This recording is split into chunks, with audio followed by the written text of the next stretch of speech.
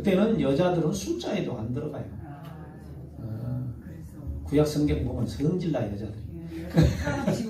숫자도 안 들어가. 그러니까 그냥 400명 이렇게 한 거예요.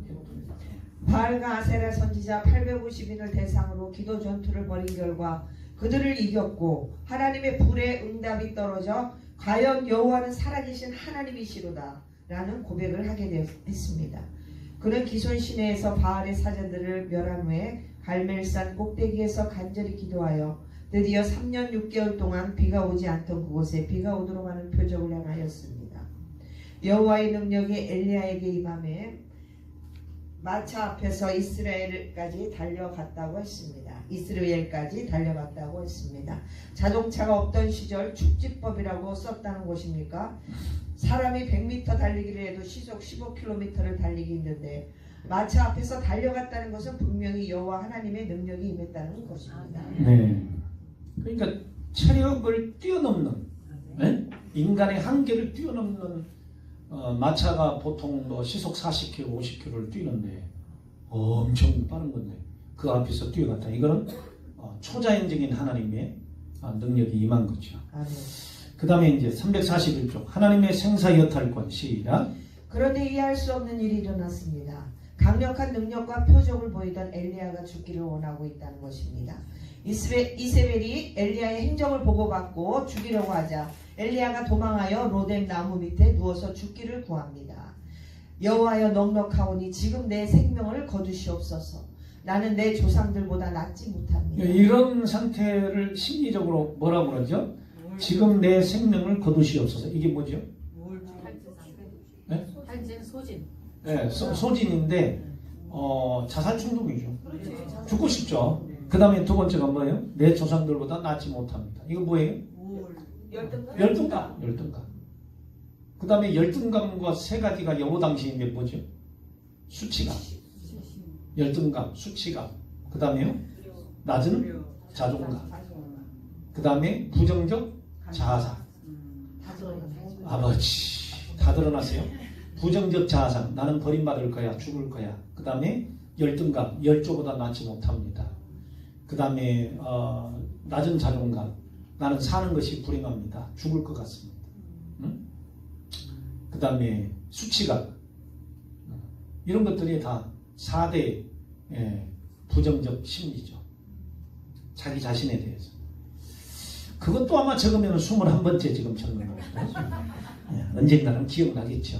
그래서 이렇게 이제 적어놓으면 사역을 하다가 성령께 이제 이중으로 특히 성령께 물어보는 거예요. 성령님, 이 사람이 가지고 있는 이 심리적 상태가 무슨 상태인가요?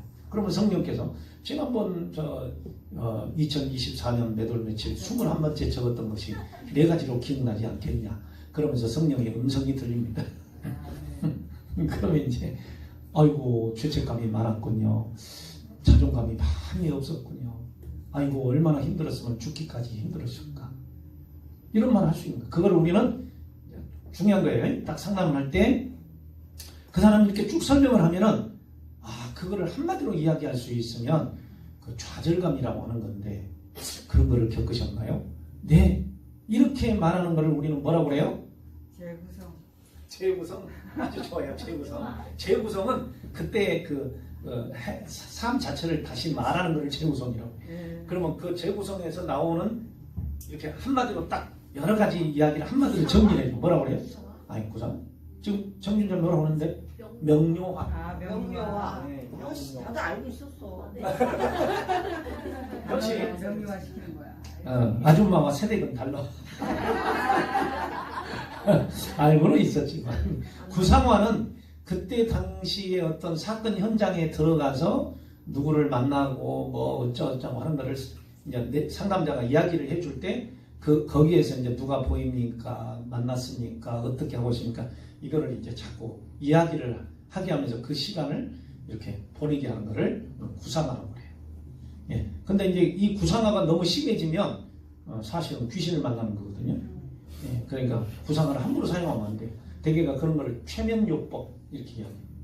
그러니까 눈 감고 최면 상태에 들어가서 알파 상태에서 딱 들어가가지고 이제 유도 최면을 하죠. 좀 눈을 감으세요. 누가 보입니까? 여기까지는 이제 프로이트가 말했던 이제 자유연상법이지만 딱 지금 누가 옆에 있습니까? 만났습니까? 죽은 사람을 만났어. 그럼 죽은 사람에게 돌아가신 아버지한테 한 얘기 한번 해보세요. 아버지가 어떤 표정으로 보지요? 이게 자꾸 이렇게 되다 보면은 소위 말해서 이제 전생퇴행법. 그러니까 아버지가 살아있을 때, 근데 지금 돌아가셨는데 돌아가신 사람을 소환해서 불러? 이건 초혼이 되는 거죠. 그래서 우리가 함부로 그런 걸 사용하면 안 돼요. 내면치유 기법에서 이제 가끔 이제 나오기는 나오지만 너무 지나치게 거기에 빠지게 되면 문제가 있어요. 그러니까 우리 사회가 뭐냐? 죽은 사람 불러내서 만나는 것은 감정 치유하는 데 도움은 되지만 그때의 감정만 딱 그냥 명료화 시켜줘서 슬픔이 있다는 거네요. 거기까지만 가고 그 뒤로 사역할 때는 어떻게 해야 돼요? 딱 손을 올려놓고 예수님 십자가로 그냥 보내버리는 거예요. 솔타이를 끊어버리는 거예요. 십자가로 보내버리고 그 책임은 주님께서 지시고 하고 내 마음은 오직 주님과 함께 걸어가는 이런 쪽으로 걸어가줘야 됩니다. 따라서 합시다. 명료화. 이런 얘기를 할 때 딱 한마디로 아이고 굉장히 좌절감이 심하셨겠네요. 자살 중독까지 있었다는 얘기네요. 그러면서 또 뭐라고 그래요? 아이고 열등감이 많이 심하셨네요.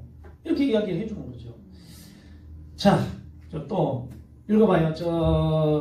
밑에 비록 능력이 이제 중요합니다. 시작. 비록 능력이 충만한 엘리야였지만 이세벨에게 쫓기면서 죽음에 대한 공포와 육체적인 탈진이 오게 되자 하나님께 대한 반항성 죽음의 욕구가 생긴 것이라고 할 수 있습니다.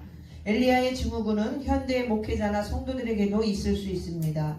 그런데 그 부분을 갖고 기도하지 않으면 안 된다. 말씀대로 순종하면 되는 것이다. 철야기도 해라. 금식기도 해라. 라고 강조한다면 전혀 성경적이지 않은 우매한 처방이 됩니다.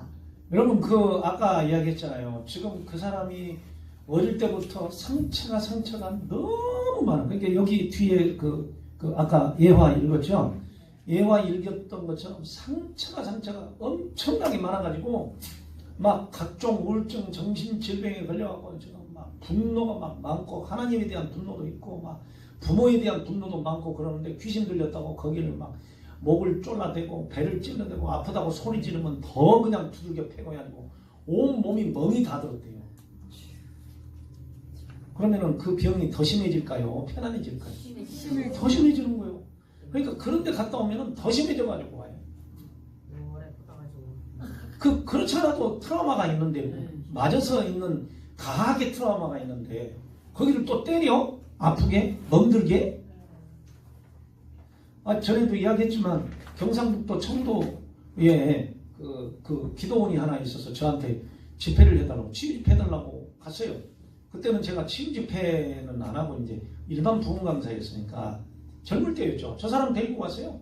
데리고 왔는데 어떤 이제 10대 고등학교 다니는 애가 들어와서 정신적으로 이상이 있다고 들어와 있다고 귀신 들렸다고 그러더라고. 그런데 그냥 그 원장이 나이가 좀 있는데 막 얼마나 두들겨 패든지 막.